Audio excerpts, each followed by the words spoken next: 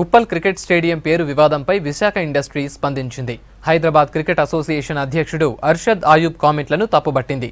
Stadium నిర్మాణంలో ఆర్థిక సహాయం చేసిన తమపై తప్పుడు ఆరోపణలు చేస్తే లీగల్గా చర్యలు తీసుకుంటామని తేల్చి చెప్పింది.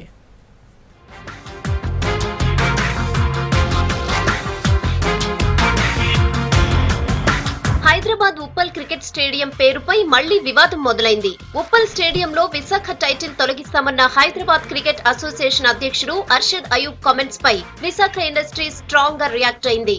2004లో హెచ్సిఏ విశాఖ ఇండస్ట్రీస్ మధ్య కుదిరిన ఒప్పందాన్ని అర్షద్ మధ్యలోనే రద్దు చేయడం సరికాదని సంస్థ డైరెక్టర్ వంశీకృష్ణ స్పష్టం చేశారు.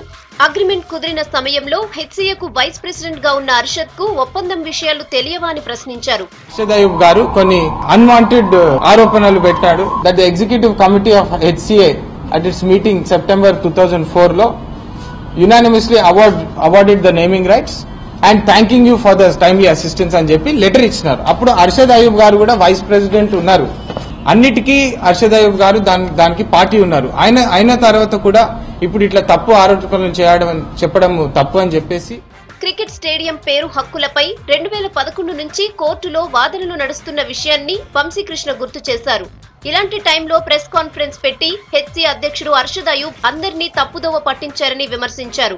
తమ సంస్థ పేరు దెబ్బతీయాలని చూస్తే అర్షద్ పై లీగల్ గా ప్రొసీడ్ అవుతామన్నారు. స్టేడియం కన్స్ట్రక్షన్ అయ్యేటప్పుడు హెచ్సిఏకి అప్పుడు కొన్ని కన్స్ట్రక్షన్ చేయడానికి ఇబ్బందులు వచ్చినాయి. వాళ్ళ దగ్గర ఫండ్స్ డిఫికల్టీ వలన అప్పుడు వాళ్ళు స్పాన్సర్స్ కోసం స్పాన్సర్స్ వెతికినప్పుడు విశాఖ ఇండస్ట్రీస్ ని హెచ్సిఏ అప్రోచ్ చేయబడినది. 2011లో అర్షద్ అయూబ్ గారు అప్పుడు ప్రెసిడెంట్ ఆర్బిట్రేరీలీ టర్మినేషన్ పాస్ చేసేసినాడు. ఏంటంటే అగ్రిమెంట్ చెల్లదు అని చెప్పేసి చెప్పడం జరిగినది. అది ఆర్బిట్రేషన్ ట్రిబ్యునల్ లో పెట్టినాము. మాకు విశాఖ ఇండస్ట్రీస్ ఫేవర్ చేస్తూ ఆర్డర్ పాస్ చేయడం జరిగింది. కోర్టు ఏం చెప్తుందో అది మేము పాటిస్తాము.